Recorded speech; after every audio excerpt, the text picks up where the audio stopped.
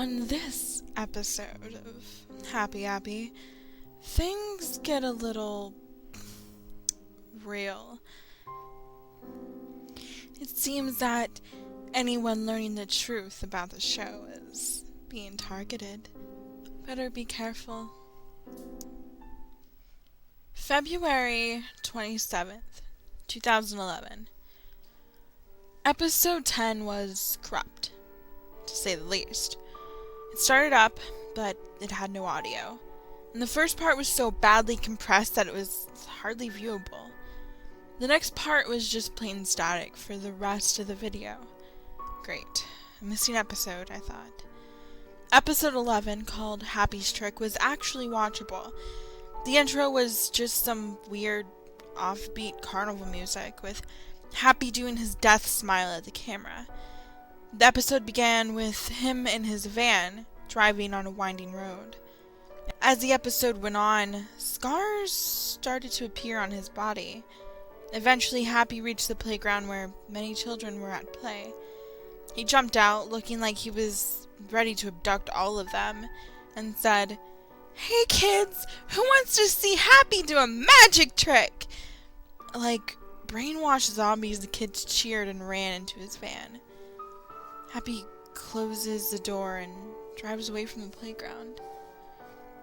After a few minutes, the van came back, and the side door opened, revealing a motionless and expressionless Happy, covered in blood. I couldn't take it anymore. Happy was making me feel extremely nauseous for some reason, so I skipped to the end of the episode. From what I saw, the rest of the episode was him watching TV and reading the news, with random zoom-ins at the newspaper. Why, though? I'm guessing that they're predictions like episode 9, but after that episode, I'm not going back to read them. There was a very brief scene where Happy began to stab a kid, but it quickly cuts out to Happy watching a scene on his TV where the inside of his space shuttle catches on fire. Why the hell does this show keep showing scenes very reminiscent of future disasters? Once I had got to the end of the episode, Happy was holding a knife, covered with blood.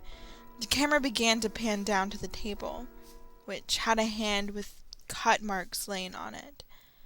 What was probably the most unusual thing about the episode happened after this scene. After a few seconds of the credits play, it very suddenly cuts to a black screen with text that said, "If you get these DVDs, I copy the show over to them from whatever master tapes I could find. I wanted to preserve this show so that the last few episodes weren't lost forever." Now you might be wondering one thing. How did Nickelodeon air all of these episodes? I don't know. They just did, that's what.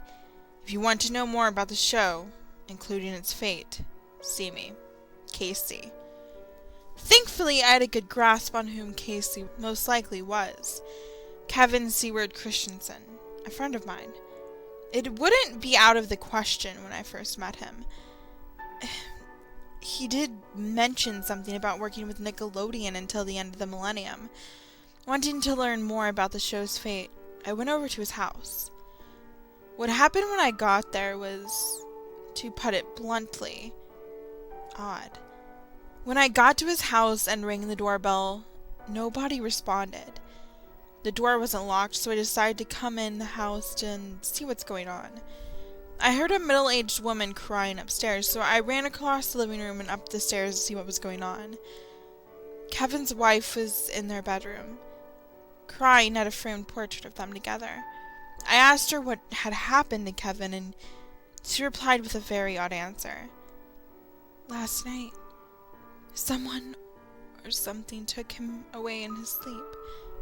The police are trying to look for him, but they've come up with nothing, as usual.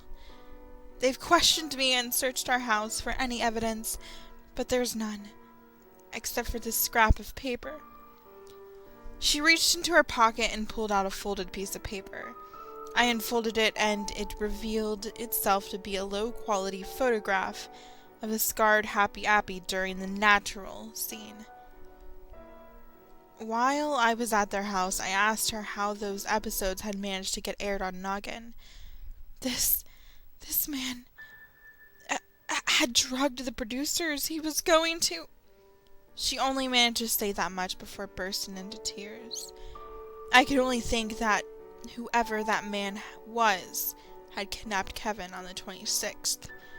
After comforting her, I left Christensen's household and walked off.